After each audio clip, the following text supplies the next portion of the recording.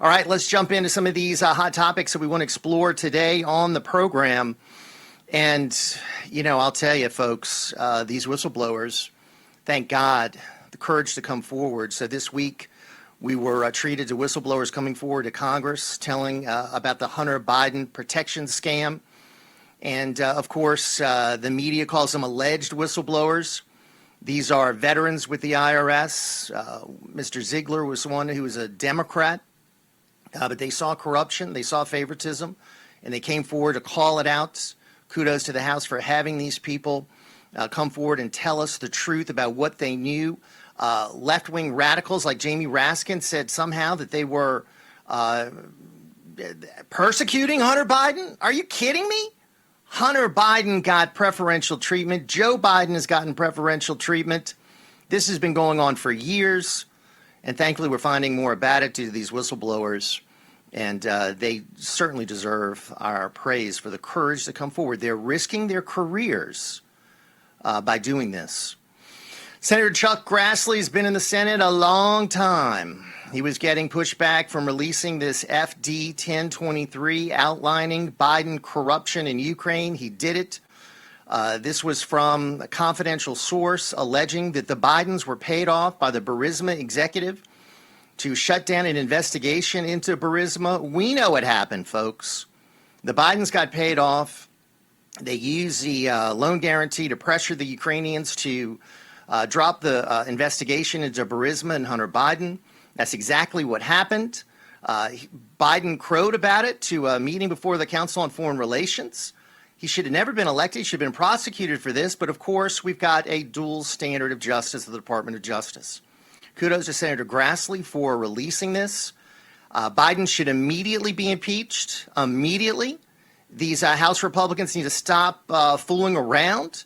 And they should be impeaching Biden, Harris, Blinken, Mayorkas, and Merrick Garland. But let's start with Joe Biden, the most corrupt president of all time. Another very questionable investigation, this time involving cocaine. You got cocaine at the White House and no evidence, no cameras, no fingerprints. They blow up the cocaine, and we're supposed to believe everything is hunky-dory. Now, come on.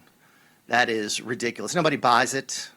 Everybody believes that they're covering up. Who's the likely suspect? Well, how about a crackhead? How about someone seen on a laptop committing 459 crimes? How about someone who's relapsed many times? You know who I'm talking about. Hey, also this week, RFK Jr. came forward, testified before the Congress, treated like a pariah by his fellow Democrats. House Judiciary Committee was the setting, and he was smeared, abused, called every name in the book, and thankfully he had the courage to come forward and call out the censorship. So it was a hearing on censorship, and they were trying to censor him. It's just amazing. But it wasn't Republicans trying to censor him, it was Democrats. See, Republicans, the real conservative ones, the MAGA Republicans, they want free speech. They don't want to censor people. Believe in our ideas, so we can debate and discuss any idea. Democrats don't believe that. All right, the judge in the Trump classified documents case has now set May of 2024 as the date. And pending, looming in the background, you've got charges from Georgia, charges from the J6 investigation. They're going to throw everything but the kitchen sink at Donald Trump to try to prevent him from running. Yet he keeps moving forward. This week he had a screening of the great movie Sound of Freedom. I recommend it to everyone.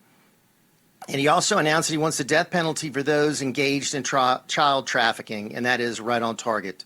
We need to get serious with these monsters, serious with these criminals, and I think the American people would support that 1,000%. And thanks to all of you for supporting Sound of Freedom. It has now surpassed 100 million in box office receipts. It is amazing.